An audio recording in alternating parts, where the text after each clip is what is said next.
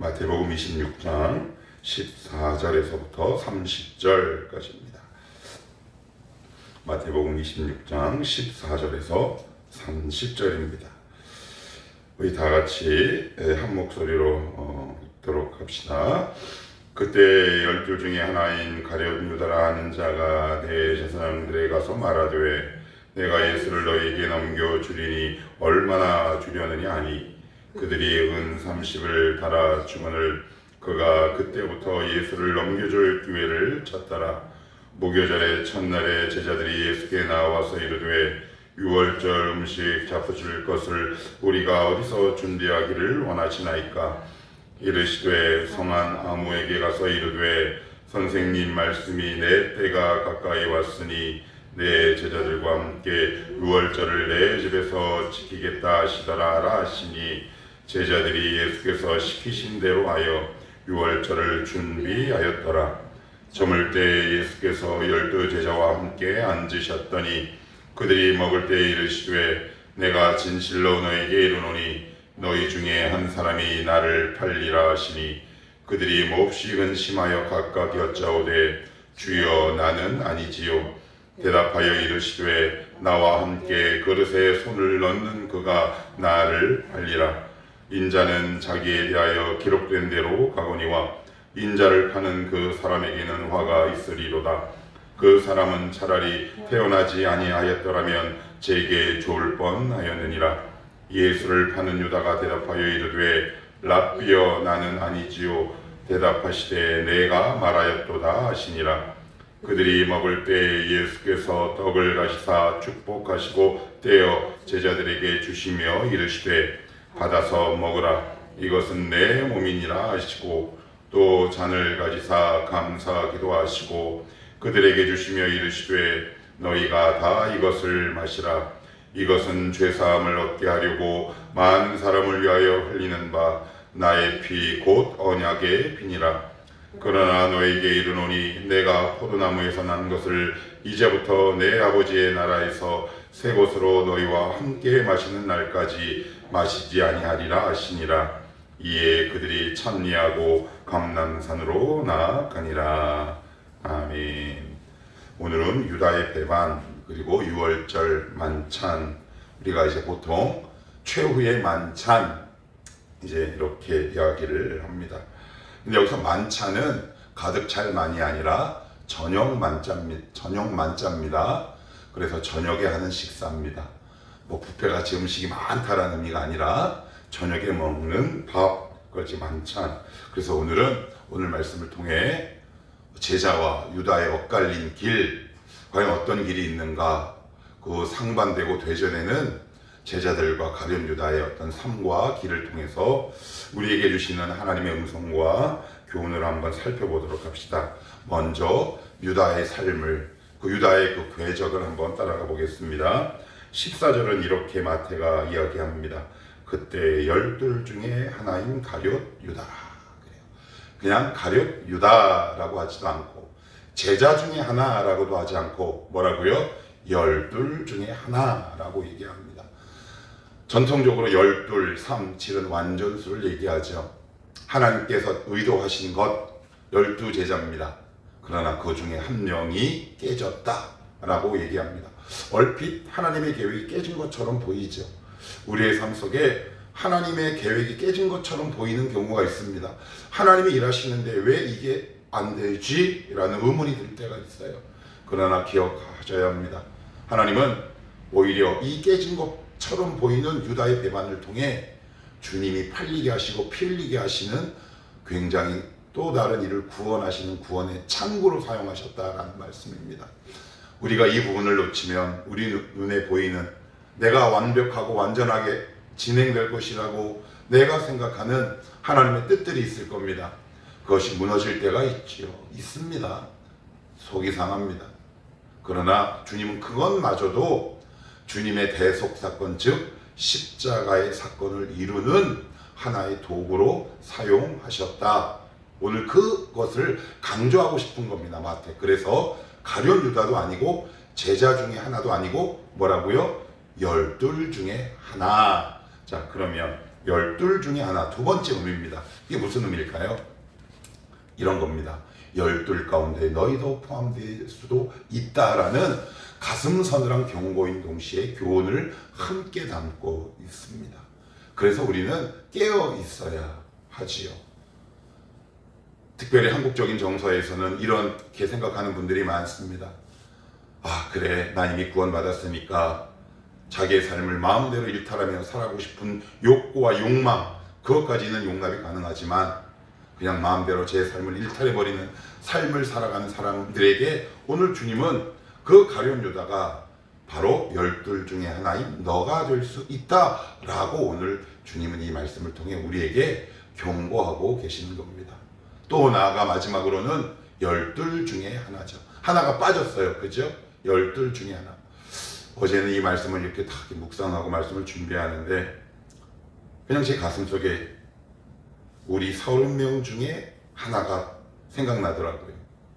30명 중에 하나, 30명 중에 또 하나. 우리 청년 그리고 장년 청월함 교회 공동체 중에 누군가 하나. 혹시 이 길을 갈 만한 사람, 예배 자리에 와야 함에도 불구하고 혹시 지금 믿음의 일탈을 걸어가는 사람은 혹시 없나? 이런 생각이 문득 들어서 가슴이 좀 그랬습니다.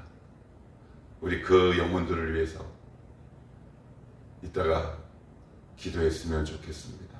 이 자리에 있어야 하는데 저기에 가 있는 누군가 혹시 있습니까? 다 모여야 우리 청월함 교회가 그제서야 온전한 예배를 드릴 수 있는 거 아니겠습니까? 우리 청월함 공동체 열둘 중에 하나 누가 있습니까? 우리 그 영혼들을 위해서 함께 기도하면 좋겠다 싶습니다. 조금 더 살펴봅니다. 15절 내가 예수를 너에게 넘겨주리니 얼마나 주려느냐. 우리 주님이 매매의 대상이 되어버렸습니다. 유익의 대상이 되어버렸습니다. 유익 앞에 무너지는 우리의 모습이 혹시 여기에 투영되고 있지는 않습니까? 이따가 살펴보겠지만 저는 아니지요 라고 할 수 있겠습니다. 그러나 가룟 유다는 주님을 매매의 대상으로 삼았다. 경제활동의 대상으로 삼았다라는 겁니다. 무슨 이야기일까요? 나에게 유익이 되지 않으면 언제든지 떠날 수 있는 채비를 하고 있는 사람입니다. 그래서 그것을 더 구체화시켜서 16절에는 이렇게 얘기합니다. 그가 그때부터 예수를 넘겨줄 기회를 찾더라. 이게 되게 저는 좋은 번역이라고 생각합니다. 헬라어 성경을 보면 그럽니다. 적절한 때, 그것도 되게 좋은 번역이긴 한데 저는 오히려 이 기회라는 표현이 더 맞는 것 같습니다. 무슨 이야기일까요? 이런 뜻입니다. 하나님이 유다에게 주신 모든 삶, 주인과 함께 했던 일상, 유다에게 주셨던 시간, 물질, 정력, 이 모든 것들을 주님을 팔고 죄를 짓는 기회로 본인이 삼았다라는 겁니다. 누가 시킨 게 아닙니다. 본인이 그렇게 결정하기로 마음을 딱 먹은 겁니다. 그래, 나 앞으로 나에게 주신 물질을 통해 나는 내 정력을 위해 살 거야 라고 본인이 결단한 겁니다. 가룟 유다는 그래서 누구에게도 항의할 수 없습니다. 본인이 선택한 겁니다. 나 은혜를 거부하고 하나님을 거부하고 이 예수를 나는 내 유익의 대상으로만 삼을 거야. 그래서 나에게 손해가 될 때는 언제든지 나는 떠날 준비가 되어 있어 라는 마음으로 하나님이 그에게 주신 모든 일상의 기회와 시간들을 죄를 짓는 데 사용했다라는 말입니다. 뭐가 있을까요? 많지요. 하나님이 우리에게 주신 시간, 직장, 기업, 물질, 재능, 이 모든 것들을 죄를 짓는 데 악용했다라는 말입니다. 인간은 이런 존재죠. 하나님의 은혜가 사라진 영혼은 늘 죄를 지을 기회를 찾습니다. 할 말이 없는 거죠. 어디 멀리 갈 것도 없습니다. 이 앞에 설교하는 저도 하나님의 은혜가 사그러들면 어떻게 하면 죄를 지을까 저도 깜짝깜짝 놀랍니다. 야, 이제 내일 모레 60인데 근데 명색이 목사인데 내 안에 이런 생각이 이렇게 쑥 하고 스쳐 지나간다고 라고 놀랄 때가 있습니다. 그럴 때 다시 주님의 은혜를 구하는 것이죠. 하나님 저를 좀 불쌍히 여겨달라고. 여러분도 그러셔야 되지 않겠습니까? 하나님 은혜가 아니면 살아갈 수 없습니다. 은혜 아니면 살아갈 수가 없습니다. 지금 가룟 유다는 하나님이 주신 시간, 물질 모든 것들을 죄를 짓는데 이용하고 기회를 찾는다, 소모하고 허비한다 라고 말하고 있습니다. 자, 그러면서 22절로 보겠습니다. 자, 21절 주님께서 이렇게 말씀합니다. 그들이 먹을 때 이르시되 내가 진실로 너희에게 이르노니 너희 중에 한 사람이 나를 팔리라 하시니. 22절 같이 볼게요. 시작. 그들이 몹시 근심하여 각각 여짜오되 주여 나는 아니지요. 얼마나 두려운 말씀이겠습니까? 그러나 우리가 여기서 주목해봐야 할 단어가 있습니다. 자, 22절 나는 아니지요 라는 말 전에 어떤 말이 나옵니까? 주여. 25절도 읽습니다. 시작. 예수를 파는 유다가 대답하되 이르되 랍비여 나는 아니지요. 아니지요 전에 어떤 단어가 나오나요? 랍비. 예수 안 믿은 겁니다. 유다는 예수를 처음부터 안 믿은 겁니다. 여러분, 예수를 믿는 사람은 교회를 떠날 수가 없습니다. 신앙을 버릴 수가 없습니다. 그러면 가룟 유다의 가장 제자들과 가룟 유다의 가장 결정적인 차이는 판 게 아닙니다. 배반한 게 아닙니다. 그 모든 시작이 처음부터 랍비였고 랍비로 끝납니다. 제자들도 처음엔 랍비였습니다. 랍비요. 그러나 그 신앙 고백이 바뀌게 되죠. 그러나 가룟 유다는 처음부터 끝까지 랍비입니다. 주님이 마지막 기회를 주시죠. 너 나 누구라고 생각하냐? 그런데 제자들처럼 주여라고 하지 않습니다. 당신은 나의 경제적 쓸모에 따라 언제든지 배반할 수 있는 인간 가운데 한 명에 불과해. 그러니 팔지요. 내가 정말 예수를 주라고 고백하는데 어떻게 주를 떠나고 팔겠습니까? 기억하십시오. 정말 예수 믿는 사람은 신앙을 떠나지 않습니다. 떠나는 사람은 안 믿는 사람이지. 사실입니다. 성경은 그건 지금 이것을 증언하고 있습니다. 조금 더 보시면 여기 보면 아니지요 똑같죠? 그런데 22절에 보시면 각각 여짜오되 주여 나는 아니지요. 그러니까 개별적으로 물어봤던 모양이에요. 두려워서. 그죠? 그러면 그냥 그 가운데 가룟 유다를 이렇게 묻어서 표현할 수 있는데 가룟 유다를 따로 이렇게 뽑아서 마태는 기록합니다. 근데 질문의 형식도 똑같죠. 제자들과 질문의 형식이 똑같아요. 랍비만 빼고. 무슨 말입니까? 가룟 유다는 끝까지 종교적 형식과 종교적 언어를 사용했지만 그 알맹이는 신앙의 내용과 열매가 없었다는 말입니다. 여러분, 말로는 다 알 수 없습니다. 여러분, 예배당 와서 여러분들이 하는 말은 그게 전부가 아니라는 사실을 기억하셔야 합니다. 청모임 때 뭐가 진짜 일상에서 내가 주님을 어떻게 생각하고 살아가고 있는지, 그게 진짜겠지요. 나는 아니지요. 가룟 유다도 나는 아니지요. 똑같이 묻지만 거기에는 종교적 기만이 숨겨져 있죠. 하나님은 우리의 중심을 꿰뚫고 계십니다. 네가 말은 이렇게 하지만 네 중심에 뭐가 있는지 난 정확히 알고 있다. 그래서 제가 누차 말씀드립니다. 하나님 앞에 거짓말하지 말라고. 자기를 속이지 마시라고. 하나님 말씀을 통해 우리의 영혼을 관통하실 때 아멘 하셔야 합니다. 맞습니다. 그래야 그 영혼이 자라가죠. 자, 그러면 제자들의 삶은 어떨까요? 이것만 살펴보고 말씀을 정리합시다. 자, 17절 제가 봅니다. 무교절의 첫날에 제자들이 예수께 나와서 이르되 유월절 그럽니다. 유월절을 보통 이제 무교절이라고도 합니다. 근데 이건 뭐냐? 니산월 1월달입니다. 1월달. 유대력으로 1월달입니다. 그 시작하는 날을 얘기합니다. 근데 우리 주님께서 유월절 그 기간 동안에 돌아가시잖아요. 그죠? 그러면 이제 유월절을 하려면은 이제 준비를 좀 해야 되는데 몇 가지 준비를 해야 돼요. 첫 번째 음식을 준비해야 되는데 출애굽기 보면 6월절에 반드시 지켜야 할 음식 내용이 있습니다. 음식 항목이 있어요. 첫째, 무교병. 무교병이 뭐냐? 누룩을 넣지 않은 겁니다. 딱딱한 빵 같은 거. 그 다음에 쓴나물. 그 다음에 불에 구운 양고기. 요 세 가지는 반드시 있어야 합니다. 그런데 우리 지금 주님과 제자들은 이게 없잖아요. 그리고 이 식사를 하려면 뭐가 있어야 돼요? 집이 있어야 되겠죠. 이걸 준비해야 합니다. 자, 그래서 여기 이렇게 써 있죠.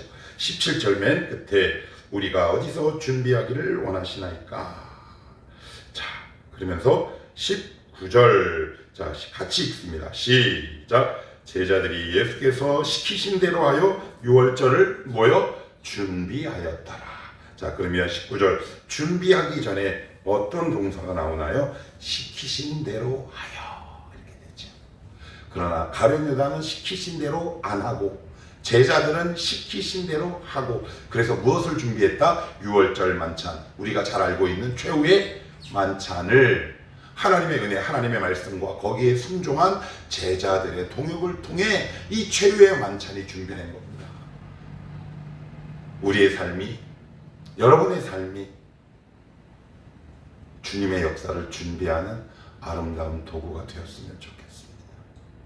하나님, 나의 순종을 통해, 이 작은 자의 순종을 통해 최후의 만찬이 준비되었듯 오늘도 주님 언제 오실지 모르지만 하나님, 우리의 삶을, 저의 삶을 통해 하나님의 역사가 준비되는 하나님의 은혜의 통로로, 은혜의 그릇으로 하나님 저를 사용하여 주옵소서. 하나님의 준비되는 도구가 되기를 축복합니다. 하나님의 은혜의 잔치가 벌어지는 그 곳에 여러분들이 준비되는 사명을 감당하기를 축복합니다. 오늘도 두 갈래 길이 있습니다. 가룟 유다는 본인이 선택했습니다. 그러나 제자들은 나는 아니지요 라는 거룩한 두려움, 주님 앞에 묻는 것과 동시에 주님께서 하신 말씀을 하신 대로, 그죠? 말씀하신 대로 오늘 여러분들에게 어떤 말씀 하시겠습니까? 어떤 음성을 들으셨습니까? 그 말씀을 순종할 때 하나님의 역사가 준비될 줄로 믿습니다. 순종과 은혜와 잔치는 같이 갑니다. 오늘도 가룟 유다의 어그러진 길이 아니라 하나님께서 말씀하신 대로 그 길로 살아가게 도와주옵소서. 겸손히 하나님의 은혜를 구하며 그 말씀을 붙잡고 살아가는 복된 제자의 삶이 되시기를 주님의 이름으로 축복합니다.